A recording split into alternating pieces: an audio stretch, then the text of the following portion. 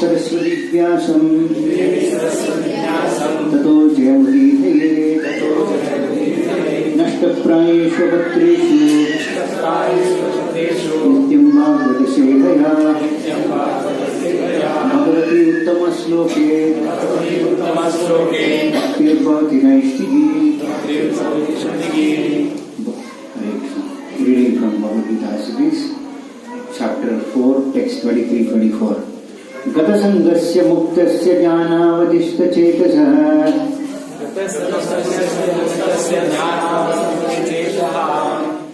Sorry, we'll go. gata-sangasya muktasya jnana-avasthita-cetasah yajnayacaratah karma samagram praviliyate. gata-sangasya muktasya jnana-avasthita-cetasah yajnayacaratah karma samagram praviliyate. gata-sangasya muktasya jnana-avasthita-cetasah yajnayacaratah karma samagram praviliyate. Translation shall purport. The work of a man who is unattached to the modes of material nature and who is fully situated in the transcendental knowledge merges entirely into transcendence. Text 24. Brahma arpanam brahma havir brahmagnav brahmanahutam brahma ivatena gantavyam brahma karma samadhina brahmarpanam brahma havir brahmagnav brahmanahutam brahma ivatena gantavyam brahma karma samadhina brahmarpanam brahma havir brahmagnav brahmanahutam brahma ivatena gantavyam brahma karma samadhina.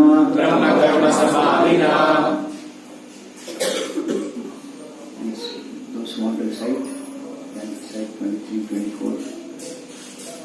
gata-sangasya jnana-avasthita-cetasah yajnaya-caratah karma samagram praviliyate brahmarpanam brahma havir brahmagnav brahmanahutam brahmaivatena gantavyam brahma karma samadhina. gata-sangasya muktasya jnana-avasthita-cetasah yajnayacaratah karma samagram praviliyate brahmanapanam brahma havir brahmagnav brahmanahutam brahmaivatena gantavyam brahma karma samadhina. Missionaries.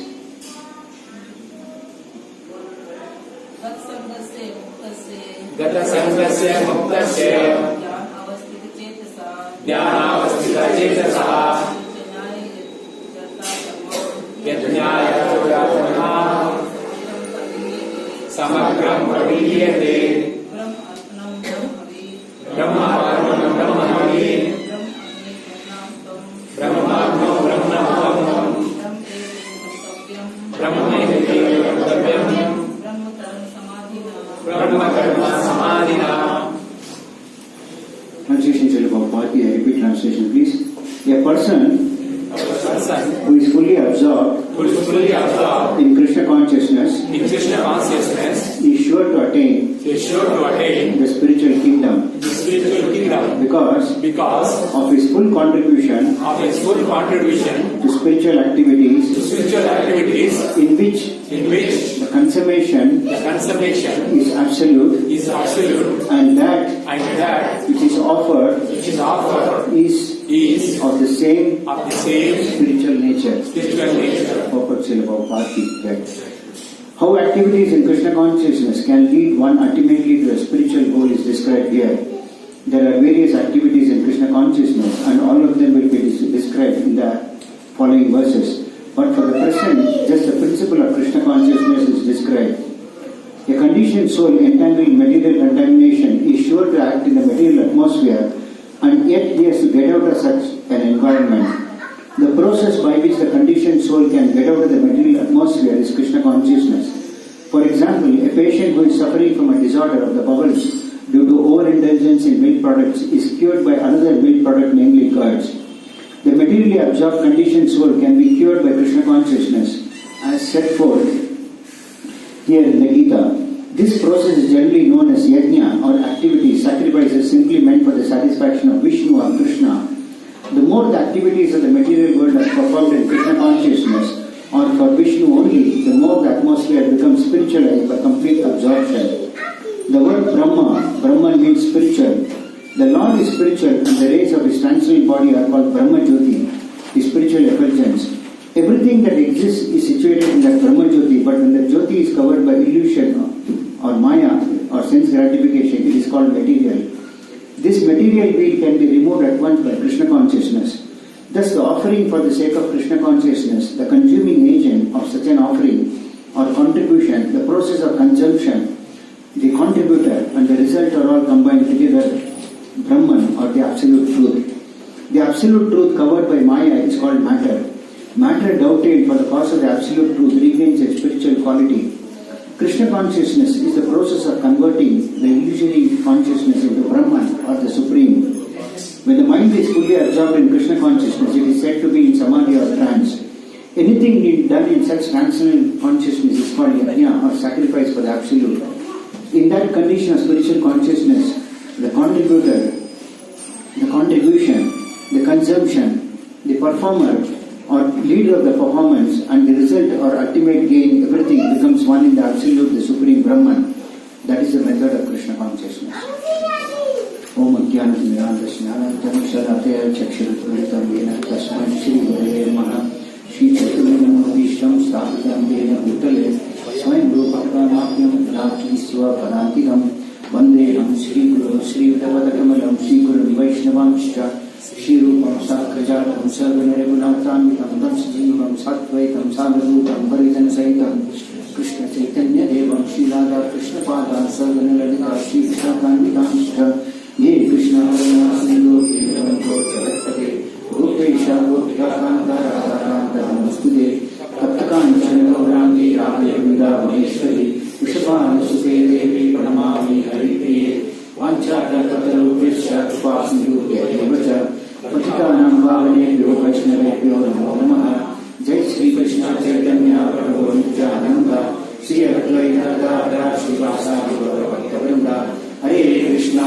Krishna Krishna Hare Hare Hare Rama Rama Rama Hare Hare Moham Karudivachanam Mangam Nanditi Guruveka Paramam Shri Bhagavan Paramanam Shri Chaitanya Vishram Namo Vishwata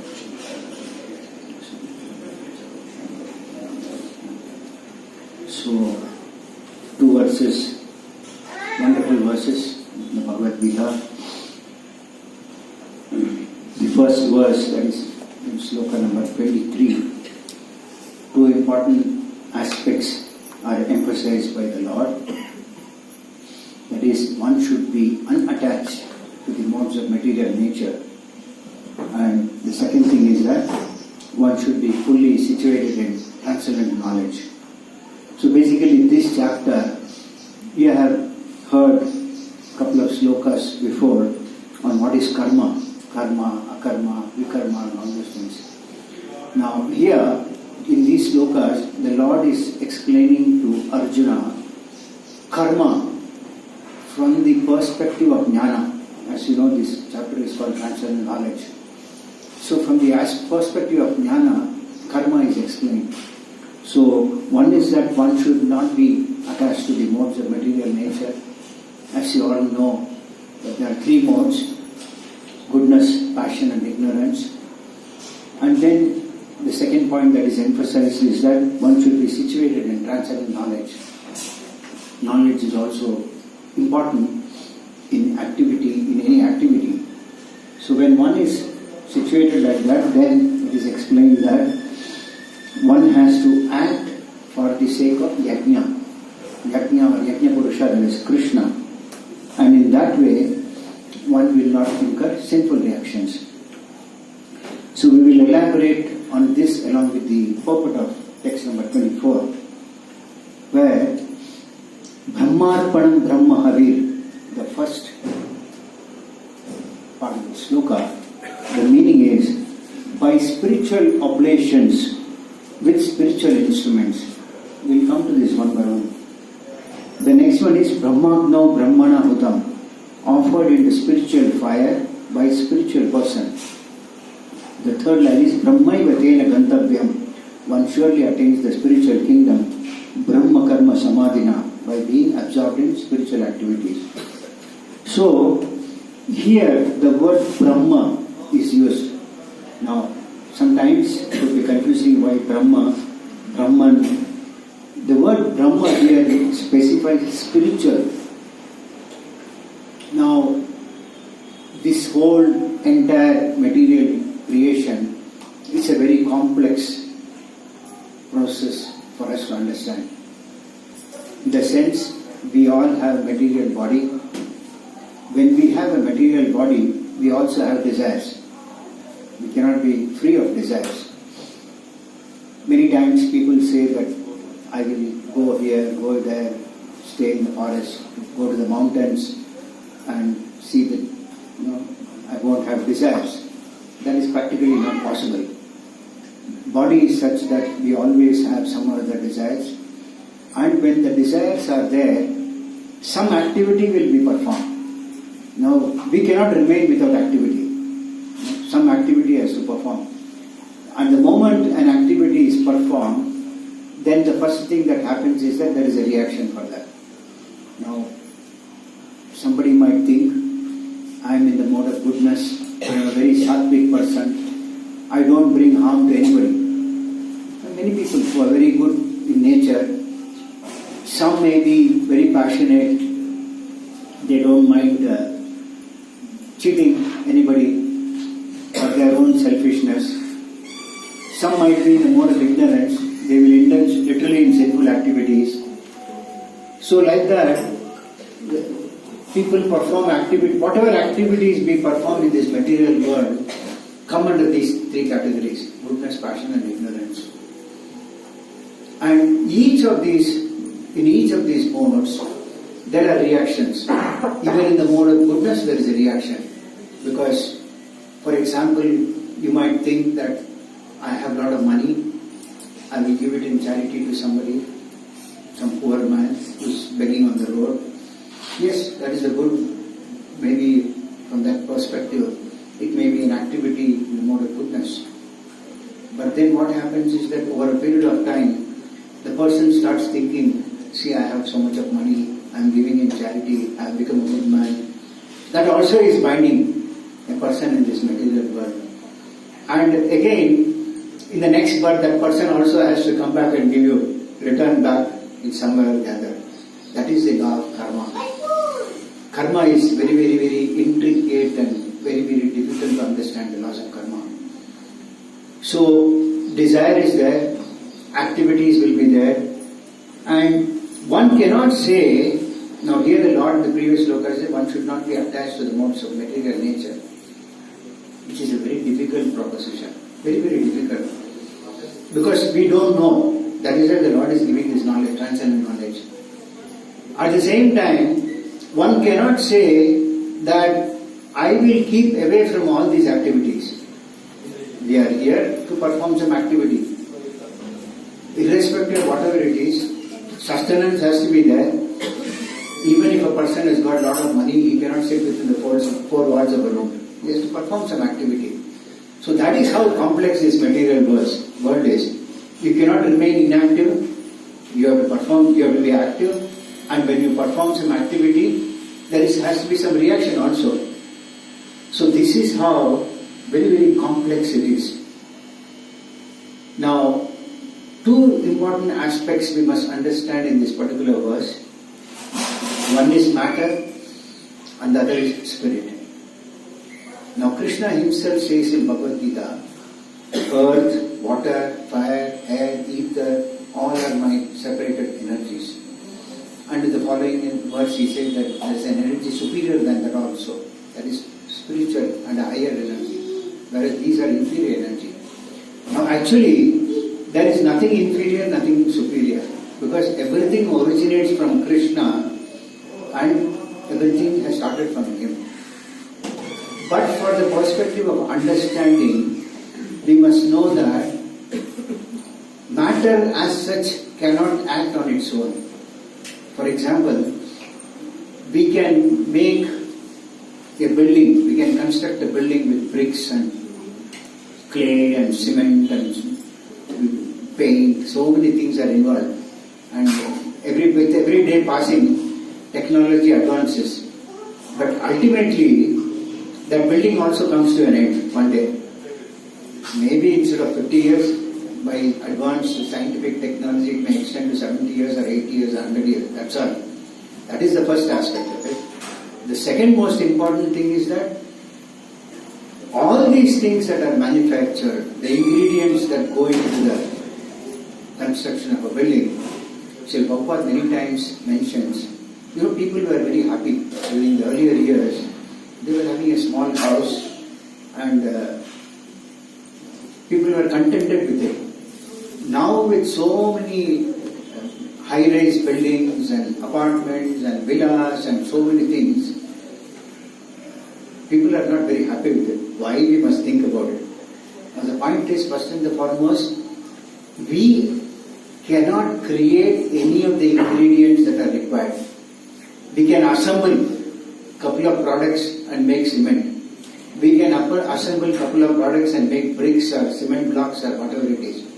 But the ingredients that are required for each and every one of these are required. And we cannot manufacture those things. So, all these things that are there are originally supplied by Krishna. And by our, what you call, little bit of intelligence, what we might think we are intelligent, one day we might build a building out of bricks, one day we might next building out of cement block, third day we might build, many countries they use wood to build so that they have makeshift buildings. But all these things are ugra dharma. Srila Prabhupada very nicely says it is a hard endeavor. Today if you want to buy a decent house in Bangalore, you have to spend a couple of crores. They may sell so many things, so 10 lakhs, 20 lakhs and all those things. But then if you want to have a decent house, it's very costly. For that, one has to struggle a lot. Money doesn't come very freely. One has to put a lot of endeavor. And half the properties in Bangalore are in dispute. Some litigation or something will be there. So, after putting all these hard efforts, earning a lot of money, and then staying in that house, is a bondage. Because any activity that one performs in this material world brings one to bondage. There is no escape from that. There is no escape from the laws of karma.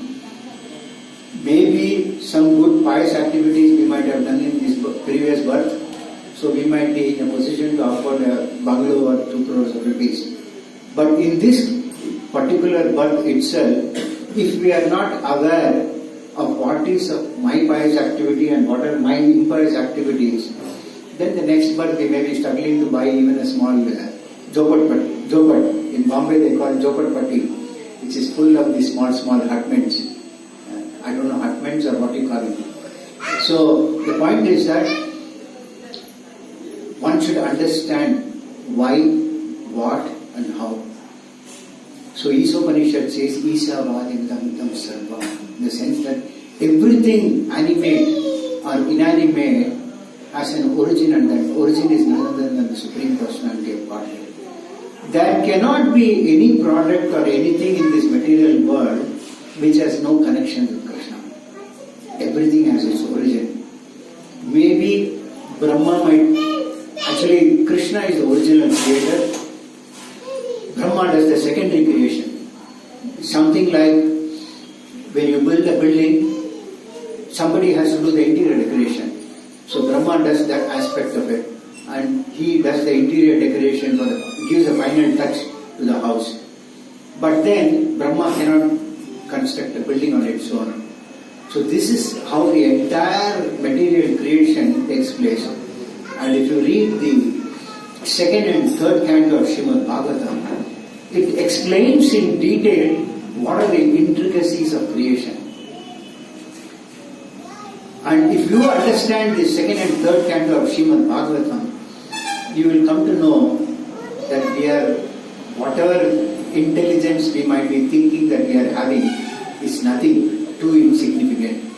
Because that is how complex the creation is. A builder might think, I have put this cement and blocks and all those things and constructed the building. But the entire creation, Krishna is the Supreme Lord, and He is the cause of all causes. And Brahma as a secondary creator arranges for the ingredients and assembles these ingredients so that we have an end product. And after working hard, 30 years, 40 years in one's life, one buys a house and stays in that house, but does not know what is the purpose of staying in the house. And that is what this chapter says, transcendental knowledge. So this knowledge is given by the Lord to understand that what is the whole purpose of this material creation. The whole material creation is designed to understand what am I, who am I, what is my relation, who is God, and what is my relationship with God. And how am I to live in this material world? If you live in that house, same house, like any other materialistic person you see, the biggest problem that we all have in our life is ahankara.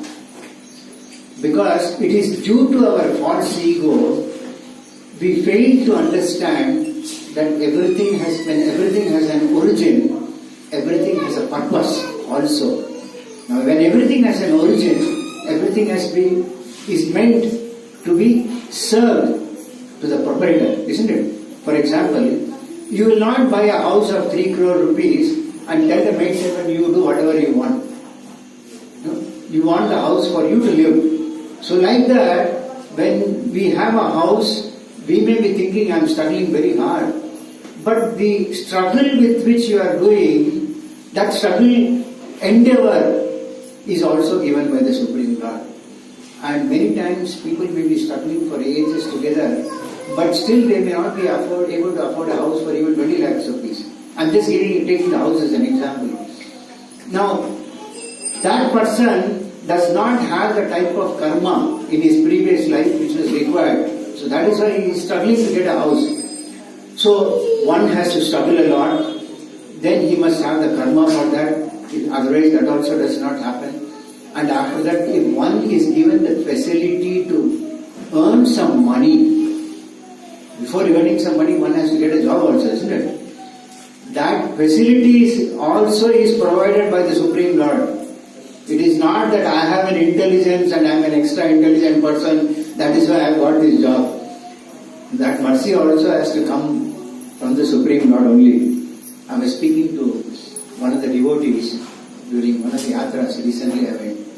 So he was working on a mobile platform and he was explaining to me how he went for an interview in a very big multinational corporation, and there were about 200 candidates for interview for one post, and this person was not very qualified.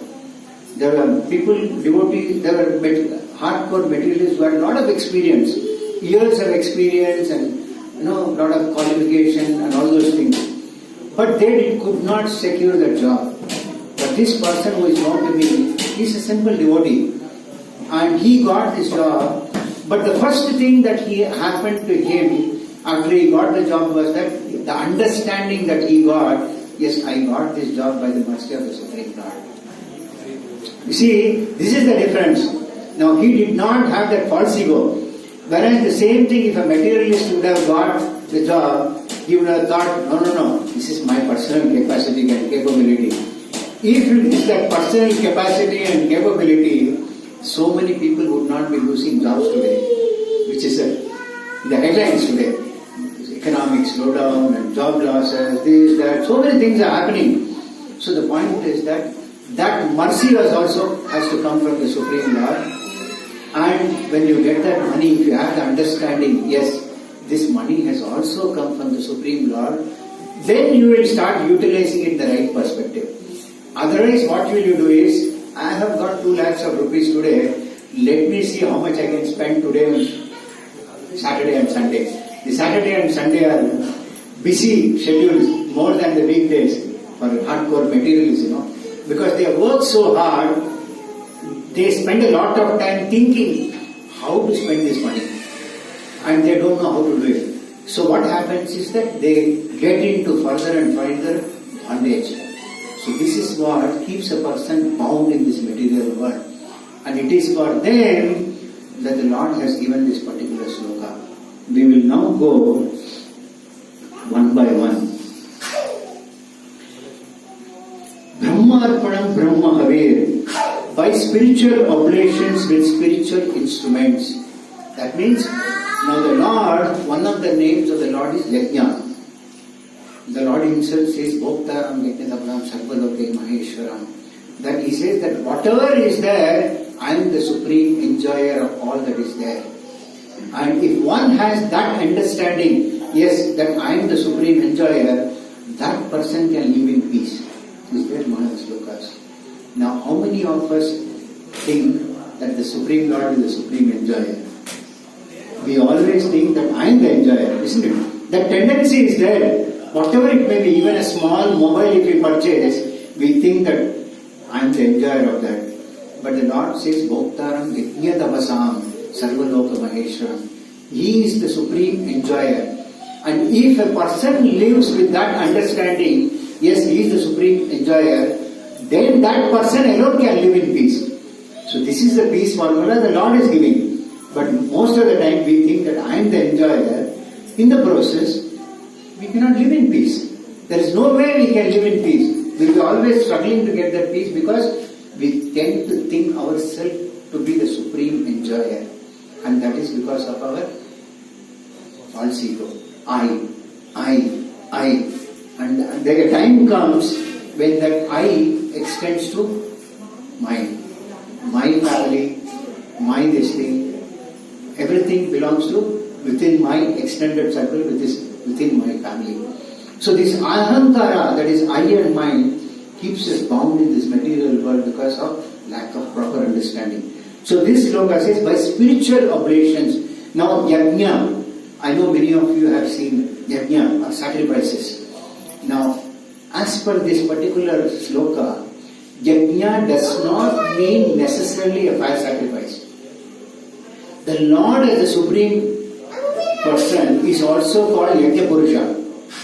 Okay? Now, he is the supreme enjoyer, he is the Yajna Purusha. So when there is a sacrifice that is performed, I know because I also perform sacrifices. So I know the intricacies of these sacrifices. And if somebody who is not aware of this, today when somebody buys a house, the first thing is they think that I must get some function done in the house so that little fear is there. They don't know, but little fear is there.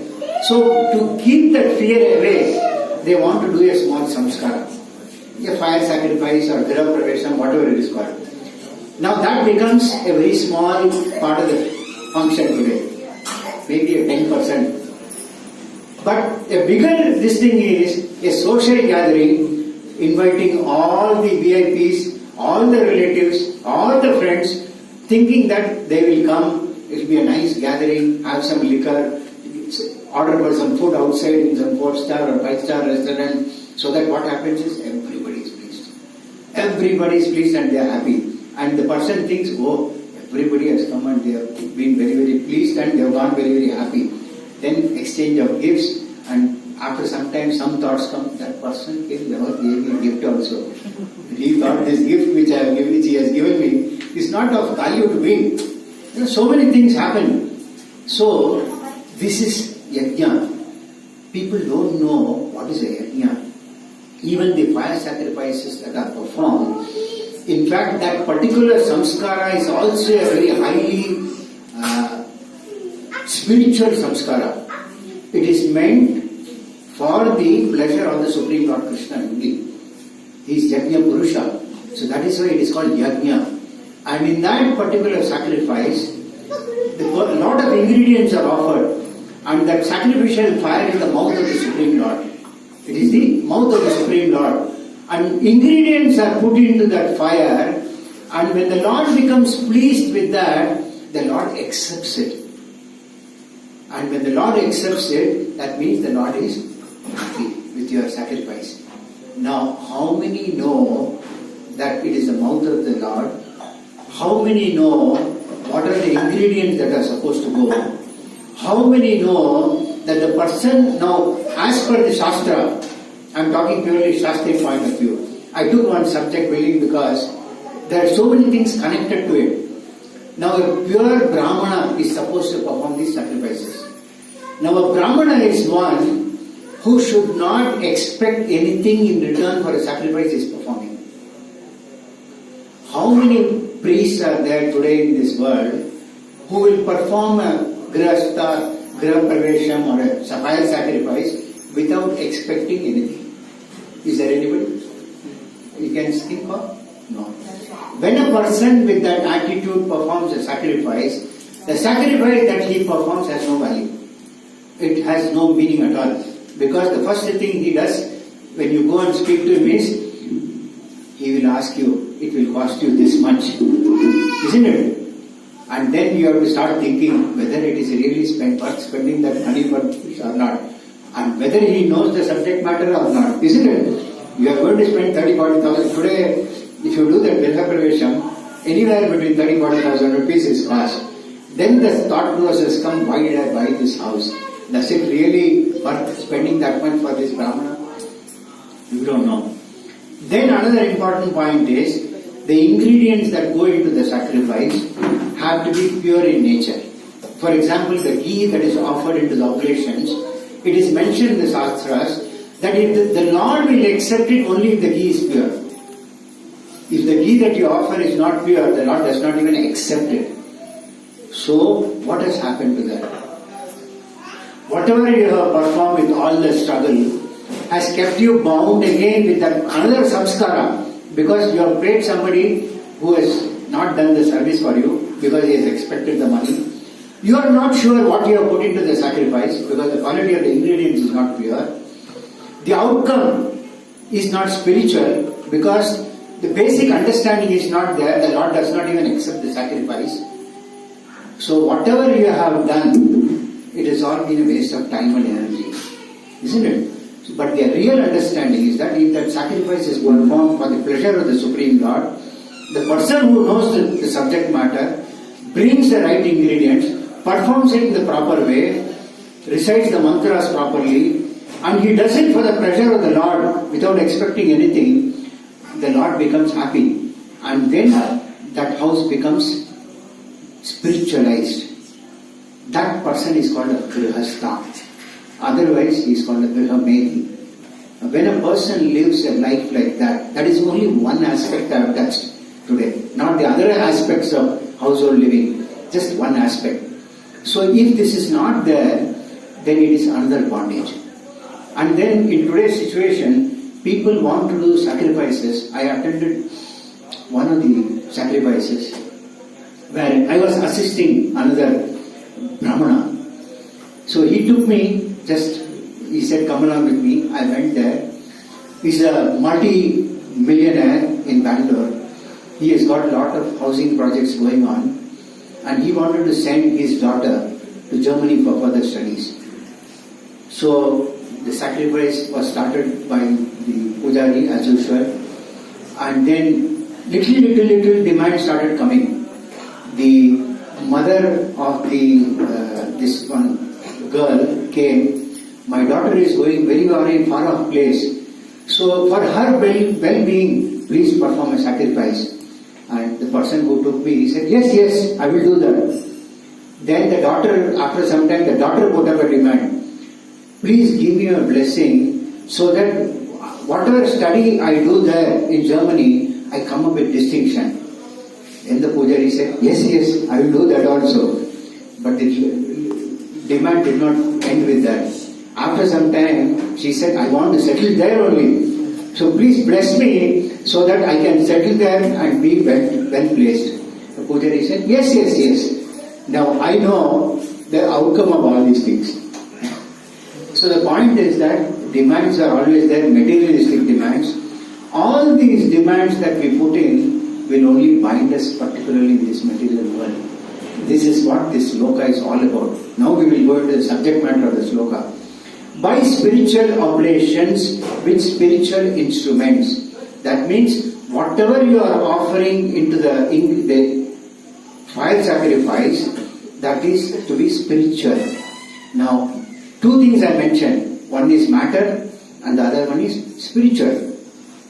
Now, anything that is disconnected from Krishna, that is matter. And anything that has got a connect with Krishna is spirit. So spiritual oblations means whatever you offer, it has to be spiritualized. It cannot be material. Now, with spiritual instruments, when we say spiritual instruments, there are so many things that are used. For example, a spoon. I told you about a pure key. All these things have to be pure in nature. Okay? The next line says, offered into spiritual fire by the spiritual person. When we say offered into the spiritual fire, how come the fire be spiritualized? How can the fire be spiritualized? By offering to Krishna. But how many know today that it has to be offered to Krishna? How many know? When you say, I want Indra Yajna, I want Sun Yajna, I want Moon Yajna, isn't it? So that is not a spiritual activity. That's for pleasing the demigods. So offering into the spiritual fire by the spiritual person. That means a person who is doing this has to be a devotee of the Lord who knows the signs of God. The third line says, we'll go to the fourth line.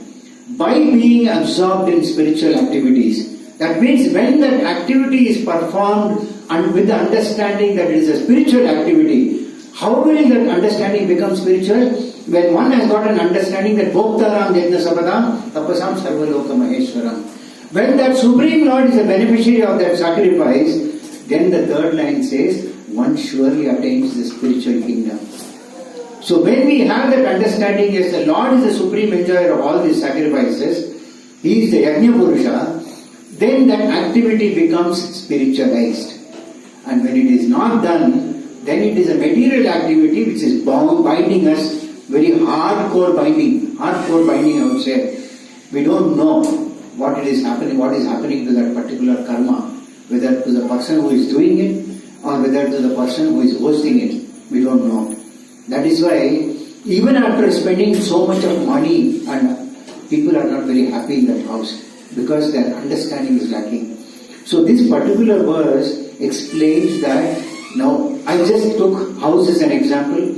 I took fire, sacrificial fire as an example. But this particular sloka does not refer only to a sacrificial fire. It is much beyond that. That means any activity in our life we do, when it is material, it binds us. And when it binds, it is a continuous cycle which we are not aware of.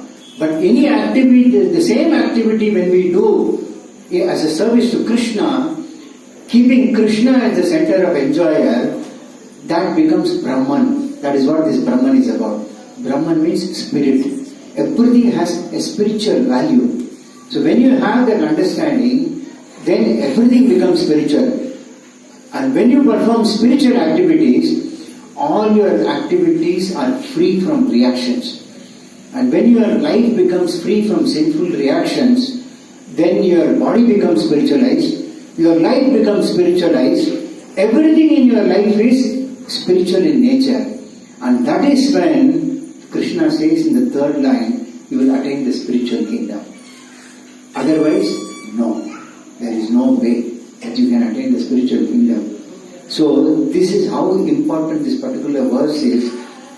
From the performing karma from the aspect of jnana, that is from the aspect of knowledge. This particular chapter explains how one should use this knowledge to perform one's karma. So the real knowledge is that the Lord is the supreme enjoyer and everything has to be performed for the satisfaction of the Lord. I will take you through a couple of examples.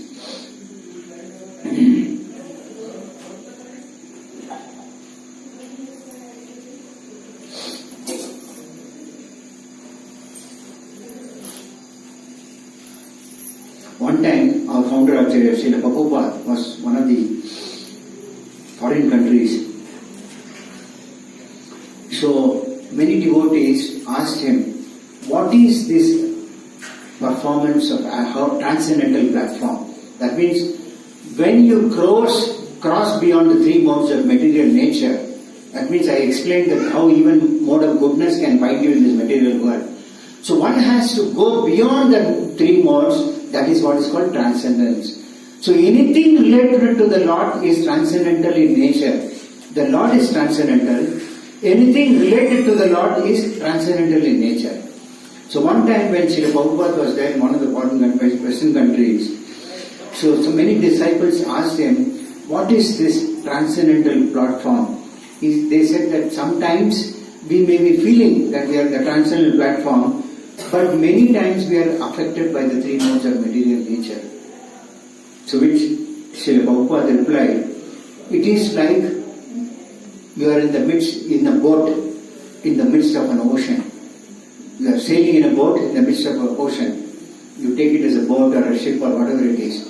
Now when you are in the midst of an ocean, I don't know how many of you have travelled by boat or ship or anybody. Anybody? It is very tough. How long? What is the duration? What is the duration of journey? 1 hour. It is nothing. I had the experience of travelling from Bombay to Goa about 35-40 years back by ship, which took about 24 hours. It's like madness because you see nothing but water around. It's crazy. So Srila Prabhupada explained that when you are travelling in a boat in an ocean, there are a lot of currents and winds and so many things that keep rocking that boat. When it rocks, the boat will rock. So apparently, if you are not very strong boatman, you will have a lot of fear. And if you are not able to handle that boat, you will also fall. Those who are the others in the boat also will fall. And it's very common, if you read the newspaper these days, every second day, 40 people drown in Ganges, 30 drown in Godavari river. All these things are very common articles. These are the reasons for that. So, Srila Prabhupada explained that if you are not a good expert boatman, the currents and wind and all will rock that boat and you will become scared and you will become a victim one day. But the same thing, if you are a very expert boatman, however strong the wind may be, you will be able to maneuver the boat very nicely. Boat or ship, whatever it is, you will maneuver it so very well that you are safe and everybody is safe. So this is how Srila Prabhupada gave an example as to how to be Then the devotee asked, how to be an expert boatman. It is an art. And to be in this material world, to be unaffected by the three modes of material nature is very, very difficult. Why? Because the Lord Himself says, Devi Sagunamaya Mamamaya Duratyaya. Somebody comes and hears this sloka, it becomes very difficult. The material world, Lord says, built of consisting of the three modes of material nature, He says it's very difficult to overcome. But for one who has surrendered unto me, it is very easy. Then the question comes, how can I surrender? Isn't it? We all think, how can I surrender? If I surrender, I have to give up everything to the Lord. What will happen to me? That should not be our understanding. I will give you 2 examples in that also. That by giving whatever you have to the Lord, one becomes benefited. One does not lose by giving away to the Lord. Rather, by giving everything to the Lord, one remains under the protection of the Supreme Lord. That is the real understanding you must have. So, how can it happen that I have my house, I have my family, if I surrender everything to the Lord, what will happen to me? It is a worry that we all have. But I will give you two examples. Just to narrate how by giving everything to the Lord you don't become a loser, you become a gainer. One example that is given is in Chaitnya Bhagavad. You might all have heard about Srivas Pandita. He was one of the Panchatattvas, who was an incarnation of Narad Muni. And one time, it was in his house. I don't know how many of you have gone to Mayapur and visited Srivas Angan. It was in Srivas Prabhu's house, Pandita's house, that every night devotees used to gather and Chaitanya Mahaprabhu used to perform ecstatic kirtan, highly ecstatic kirtan, day in and day out. Not a day was there when there was no kirtan. And this Srivas Pandita had a big family, 4 or 5 brothers, and everyone had children and so many things. So one day Chaitanya Mahaprabhu asked him, why don't you go out and do something for your earning? Because you have to have some livelihood. So why don't you go and do something? He said, no, I will not do. Then the Lord told him, why don't you take sannyas? He said, no, I can't take sannyas. I will never take sannyas. Then Chaitanya Mahaprabhu told him, you will not go out and beg. You will not take sannyas. So what will you do to maintain a big family that you have? Isn't it? So he said, 1, 2, 3. He gave 3 claps. So Mahaprabhu asked, what is this 1, 2, 3, this clap that you meant? He said, 1, 2, 3. If for 3 days I don't get anything to eat, or my family members don't get anything to eat, that day I will tie a pot in my neck and jump into the Ganges and give up my body. So, what do you think the Lord replied? The Lord said, my dear Srivas, a day might come that even Lakshmi Devi may have to go door to door and beg for herself. You know, Lakshmi is the goddess of fortune. Everything is in her hand. Mahaprabhu says, a day might come even Lakshmi have to go door to door begging. But in your case, you are doing everything for the pressure of the Supreme Lord. You will never be bereft of anything material in your life. Nor will any of your family members will be deprived of anything material or anything for their sustenance. And it is true. Because Mahaprabhu went to the extent, there was a maid servant in his house who was known as Dukhi, and she was bringing water from Ganges every day for Mahaprabhu to take bath. So Mahaprabhu asked, what is her name? She was said her name is Dukhi.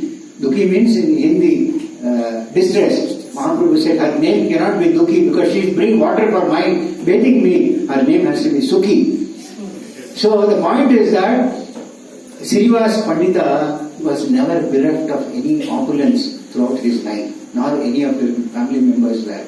And another example that is given in Chaitanya Charitamrita, I think, is about Advaita Acharya. Advaita Acharya also was an incarnation, a combined incarnation of Lord Visnu and Lord Shiva.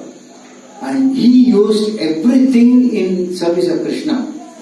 And it is said that whatever he was using, everything was being replenished automatically even without his knowledge. That means whatever he was not going out begging or he was not doing any work or something like that. But whatever was being used was automatically getting replenished even without his knowledge. So if you see today, devotees are there who are working. I give you one example, even in ISKCON, we have, I don't know how many of you have heard this, Amrish Dasa. He is a great grandson of Ford Motor, of the Henry Ford, who was the owner of the Ford Motor Company. He's got a lot of wealth, but the thing is, whatever wealth he has got or he has been getting, he has been giving it for the moment. So that is one example of how he never went bankrupt. His company may be faring well or not in the market, we are not into that. But the point is that whatever he has got, in fact it is said that at one point of time, he wanted to take sannyas. So he went, because many of his colleagues, they went, approached Srila Prabhupada and said, please give us sannyas. But in his case, Srila Prabhupada said, no, you be a grihastha, you get married and you be a grihastha and show an example to others. No, he is a billionaire. Now, imagine Prabhupada gave that advice, he took it up, he got married, whatever wealth he is generating, he is giving everything to the movement. And a big chunk of the contribution has been given by him for the big planetarium temple that is coming up in Mayapur. So that is a spiritual activity. So the point is that he has got that understanding, yes, whatever I have got is by the mercy of Krishna, and it is meant to be used in his service. So that is the real understanding, and that is what this whole knowledge is about. So these disciples went and asked Srila Prabhupada how to be situated in the transcendent. And Srila Prabhupada gave many qualities. He said one has to be enthusiastic to perform devotional service. Then one has to be determined. It's not that devotional service you perform today and tomorrow will become casual. Generally, we tend to take seriousness. We come for a Sunday program. The battery is charged for one more day, last Sunday, Monday. And from Tuesday onwards, the battery starts becoming slow. So, other 5 days, the battery does not have a strong power. So, we are not determined. So, Srila Prabhupada said one should be determined. Then she said that one must be steady in devotional service. We should not have ups and downs. Then he said one must be confident. Yes, this devotional service, what I am performing, one must have that faith. Faith is very important. Now all these things cannot develop in a person unless until one is in association of devotees all the time. So that is why it is said that one has to be engaged in devotional service all the time. So one can be engaged at home, one can be engaged even in office in the process of devotional service. There are many devotees who are preaching in the office. They don't sit during lunchtime and talk nonsense, Ramakatha. They discuss within themselves what is the spiritual activity. They discuss something from Bhagavad Gita, Srimad Bhagavatam. So this is how every moment of our life can be spiritualized by utilizing in the service of Krishna. And when you have a proper understanding and utilize everything that you have this way in the service of Krishna, everything will be spiritualized. You will not have want of anything. In fact, when devotees get opulence, they don't feel the necessity at all. Because the Lord gives opulence to a person whom the Lord knows he will not misuse. But to a materialist, hardcore materialist whom the Lord knows will misuse, he will get some opulence in this birth. But next birth, he will lose it. Because he has not utilized it properly. So this is how the bondage cycle works.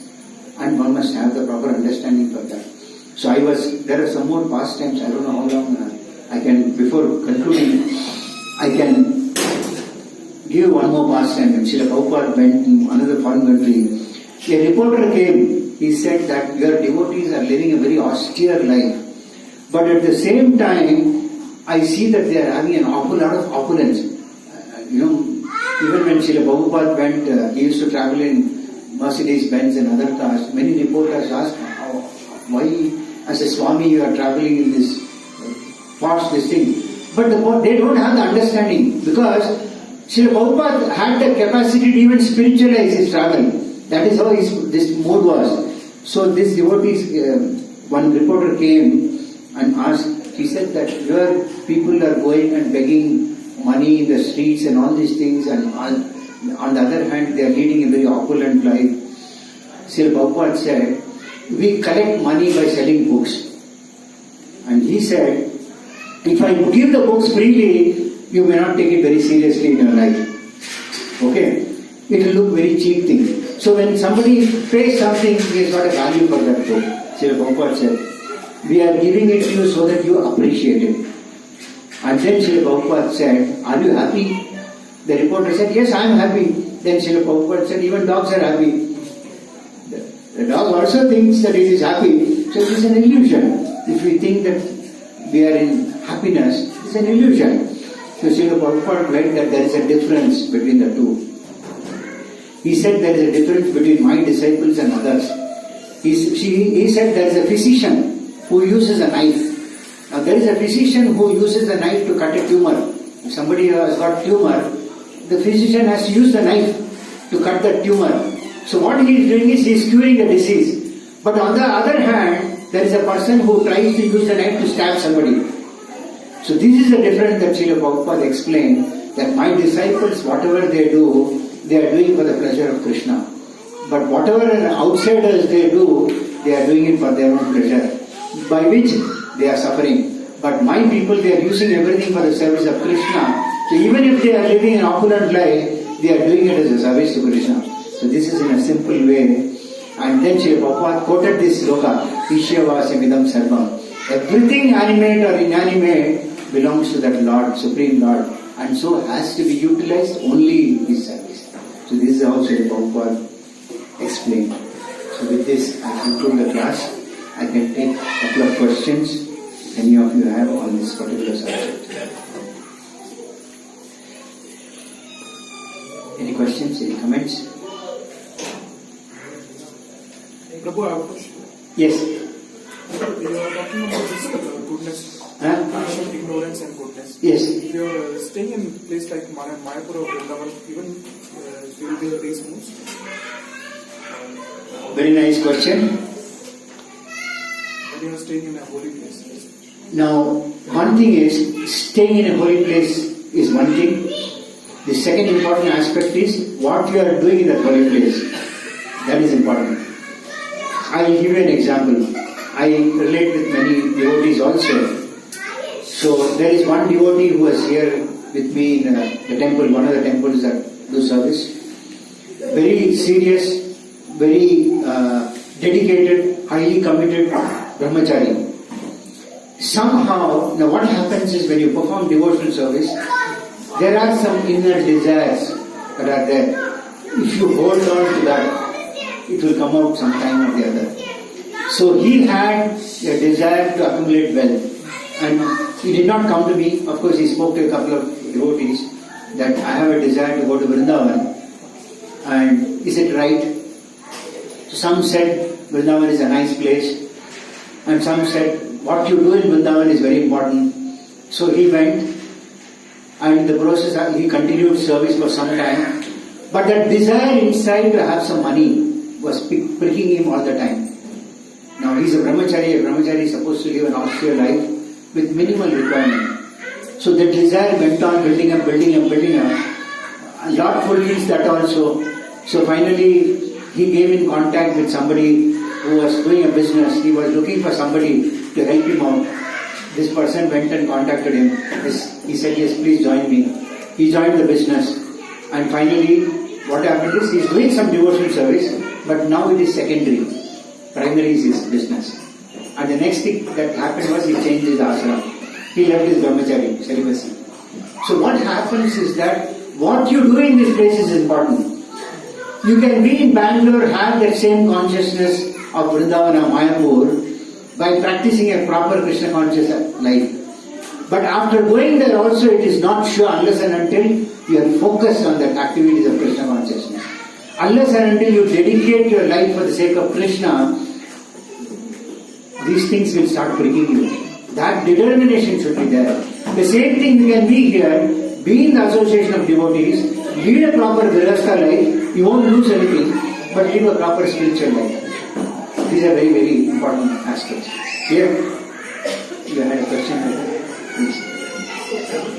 We talked about the fire sacrifice. Yes. My question is, in ISKCON also we do this Darsima Homa and other fire sacrifices. Yes. So, how can we, relate to this? Okay, Prabhu is asking a question. We spoke about fire sacrifice. How do we differentiate between the fire sacrifice that ISKCON also does and outsiders do? As far as my understanding is concerned, in ISKCON, whatever fire sacrifices are performed, they are done with Krishna as the supreme enjoyer, as the enjoyer of the sacrifice. The outsiders don't do that. That much I can tell you. And being one of the person who does, I also do this, I am very careful in this. I don't, like I said, somebody asked me, give me a help. I don't say, promise I'll give you a help. No, I don't do that. I will do this as a service to Krishna. If the Lord is happy, if He gives it, it's up to you. What is in your this thing, I don't intervene in that. So this is the difference. Clear? Anybody else? Yes, Mataji. My question is again about the sacrifice. Yes. In today's lecture, you explained to us that both matter and spirit, Yes. they are part of Krishna. Yes. And we have also read Krishna says, Patram Pushpam Phalam Toya. Yes. You offer, and then we also know that Krishna is Bhagavad. Bhagavad, yes. So I was a little confused that if a person is offering in a yajna and does not know the source of the ghee Okay.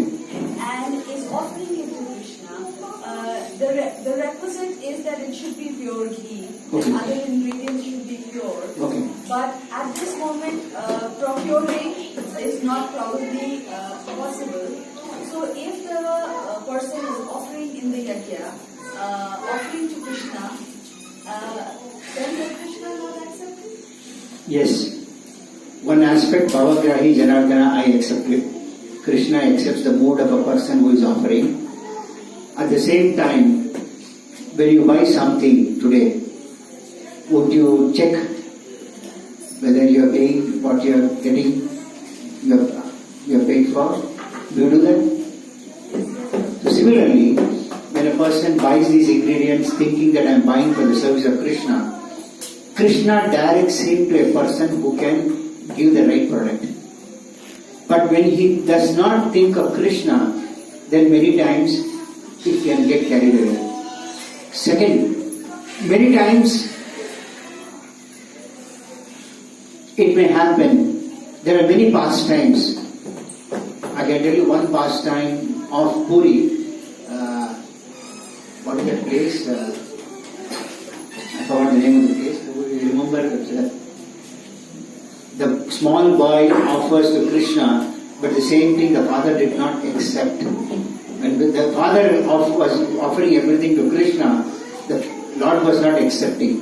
But the father went out of station and the son was offering, and the son cried and the Lord accepted it. Now here again Bhavagrahi Janardana works. But then later the father accepted, my son is a better devotee than me. So the point is that you can say Bhavagrahi Janardana, you can buy for yourself 18 grams of 18 carat worth of gold worth maybe 40 lakhs. And to the Krishna, one can say Bhavagrahi Janardana, I buy a small this thing for you. That is not Bhavagrahi Janardana. The point is that whatever you have, offer everything to Krishna. I am trying to clarify all the aspects of understanding. Is it clear? Yes. Thank you. Anybody else? Any other questions? Any other comments? Thank you all very much. Bhagavad Gita Ji ki, Srila Prabhupada ki.